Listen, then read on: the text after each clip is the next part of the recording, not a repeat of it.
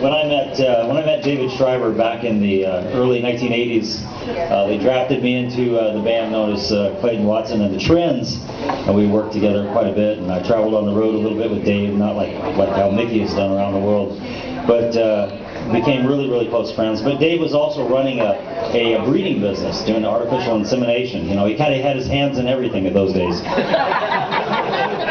Drum roll, please. Anyway, we lived out in Winlock and we were on a farm, and Dave had a route out there, and I remember one time he came out to see us out at the farm, and we had this really long gravel driveway, and he didn't want to pull clear up by the porch, so he's way down the end of the driveway, and he's hollering at me from his car, and he says, "Hey, I'm really hungry, you got anything to eat?"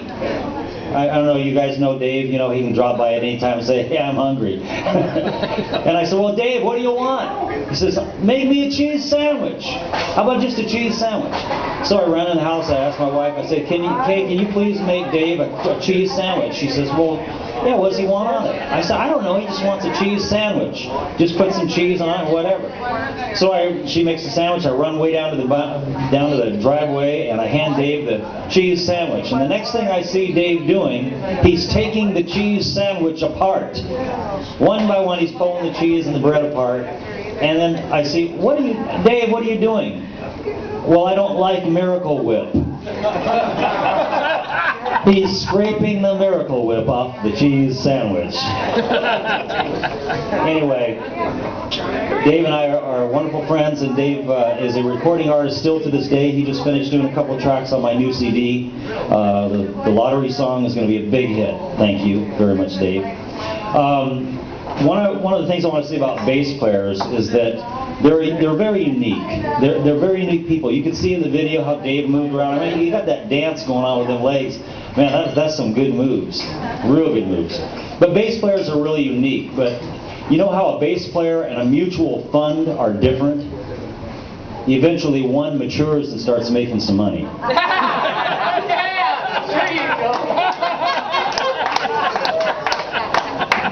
Yes, kaboom, kaboom. All right, now if I can please have your attention, because this is a very important part of what I have to say. And it's not 7 pages long, so don't worry. And Ron, I don't think we have the same. You have the other half of mine. Ladies and gentlemen, in the beginning, there was a bass. It was a Fender, probably a Precision, but it could have been a Jazz. Nobody knows.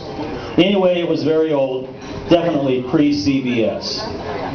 And God looked down upon it and saw that it was good. He saw that it was very good, in fact, and couldn't be improved on at all, though men would try. And so he let it be, and he created a man to play the bass. And lo, the man looked upon the bass, which was beautiful sunburst red, and he loved it. He played upon the open E string, and the note rang through the earth and reverberated throughout the firmaments. Thus reverb came to be. And it was good. And God heard that it was good, and he smiled at his handiwork. Then, in the course of time, the man came to slap upon the bass. And lo, it was funky. And God heard this funkiness, and he said, "Go, man, go." And it was good. And more time passed, and having little else to do, the man came to practice upon the bass. And lo, the man came to have upon him a great set of chops. And he did play faster and faster until the notes rippled like a breeze through the heavens. And God heard the sound, and sounded something like the wind which he had created earlier. It also sounded something like the movement of furniture, which he hadn't even created yet. And he was not so pleased. And he spoke to the man and said, "Don't do that." Now the man heard the voice of God, but he was so excited about this new ability that he slapped upon the bass a blizzard of funky notes. And the heavens shook with the sound, and the angels ran about in confusion. Some of the angels started to dance, but that's another story. And God heard this, and God heard this. How could he miss it? And lo, he became bugged. And he spoke to the man and he said, "Listen, man, if I wanted Jimi Hendrix, I would have created the guitar. Stick to the bass parts." And the man heard the voice of God, and he knew not to mess with it. But now, excuse me, we got a little party going on over here too.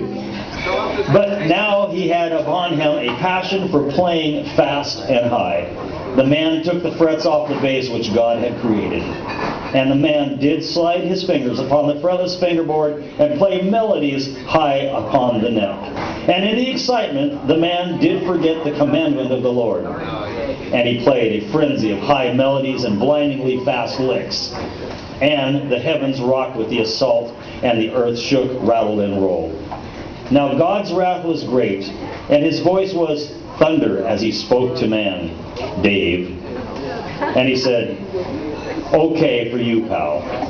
You have not heeded my word. Lo, I shall create a soprano saxophone, and it shall play higher than you can even think of. And from out of the chaos I shall bring forth the drums, and they shall play so many notes thine head shall ache, and I shall make you to always stand next to your drummer. You think you're loud? I shall create a stack of Marshall guitar amplifiers to make thine ears bleed. And I shall send down upon the earth other instruments, and lo, they shall be able to play higher and faster than the bass. And for all the days of man, your curse shall be this, that all the other musicians shall look to you, the bass player, for the low notes. And if you play too high or fast, all the other musicians shall say, wow, but really they shall hate it. And they shall tell you you're ready for your solo career and find other bass players to fit their bands. And Dave, for all your days, if you want to play your fancy licks, you shall have to sneak them in like a thief in the night. And if you finally do get to play a solo, everyone shall leave the bandstand and go to the bar for a drink. Yes, and it was so.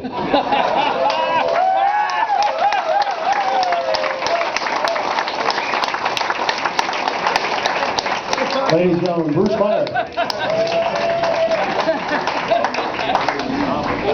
You know, I wanted to say earlier, I was really amazed at the diversity of our crowd tonight. We've got everything from one end to the other end here. I see over here we got Dr. Pope, who is as tall sitting down as Mike Lacey is standing up. You know, and it works the other way too.